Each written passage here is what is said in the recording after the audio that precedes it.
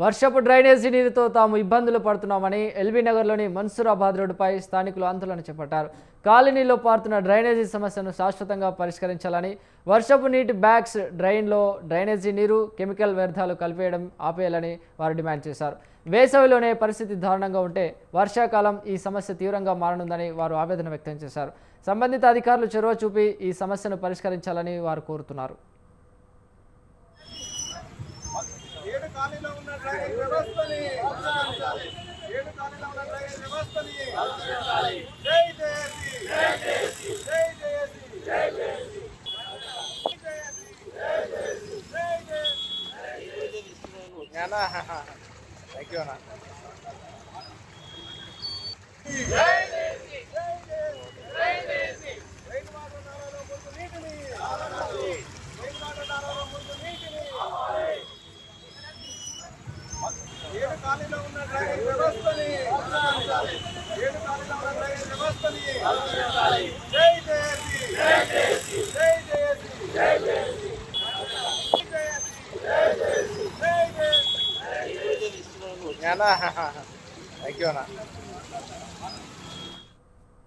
వర్షపు డ్రైనేజీ నీరుతో తాము ఇబ్బందులు పడుతున్నామని ఎల్బీ నగర్లోని మన్సూరాబాద్ రోడ్డుపై స్థానికులు ఆందోళన చేపట్టారు.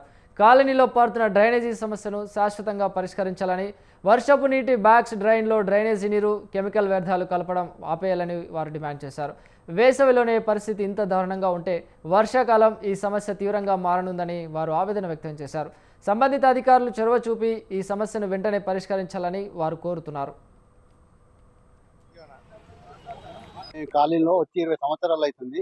5 సంవత్సరాల నుంచి కంటిన్యూగా గత ప్రభుత్వాలు కూడా ఎన్నో పనులు చేపట్టిన అంతా కూడా తాత్కాలిక పనులు మాత్రమే. శాశ్వతమైన పరిష్కారం మాకు చూపెట్టండి, మమ్మల్ని రక్షించండి. ఇట్లుంచి ఇది మెయిన్ సెంటర్, ఇది ఇట్లుంచి పోయే 12 కాళ్ళకు మెయిన్ రహదారి.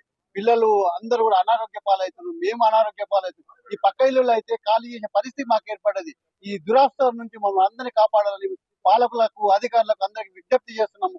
అతి త్వరగా దీన్ని చేపట్టాలని మనవి చేస్తున్నాం. గత సంవత్సరం కాలంగా మేము ఏదైతే 12 కాలనీల వాళ్ళం ఉన్నామో మేము ఒక జేఏసీగా ఏర్పడ్డాము.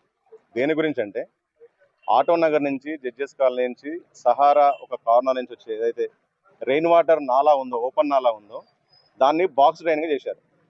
ఓకే, సంతోషం, బాక్స్ డ్రైన్ చేశారు. కానీ దాన్ని పూర్తి చేయకుండా మధ్యలోనే వదిలేశారు. ఇప్పుడు అది ఏమైందంటే ఆ బాక్స్ డ్రైన్ ఏదైతే వర్షపు నీటి నాలా ఉందో ఆ నాలాలని మొత్తం డ్రైనేజీ వాటరు, ఆటో నగర్ పారిశ్రామిక వాళ్ళు వచ్చే కెమికల్ వాటరు మొత్తం అందులో కలుస్తున్నాయి. గత 12 నెలలుగా ఒక నదిలాగా ప్రవహిస్తుంది. 12 నెలలుగా మేము 12 కాలనీల వాళ్ళము, వృద్ధులు కానీ, మహిళలు కానీ, పిల్లలు కానీ చర్మ వ్యాధులతోని, వృద్ధులు అయితే మంచాన పడ్డారు. ఒక 100 మందికి పైగా మంచాన పడ్డారు. వాళ్ళ హాస్పిటల్ బిల్స్ మరి జిహెచ్ఎంసీ చెల్లిస్తుందా, పాలకులు చెల్లిస్తారా, మరి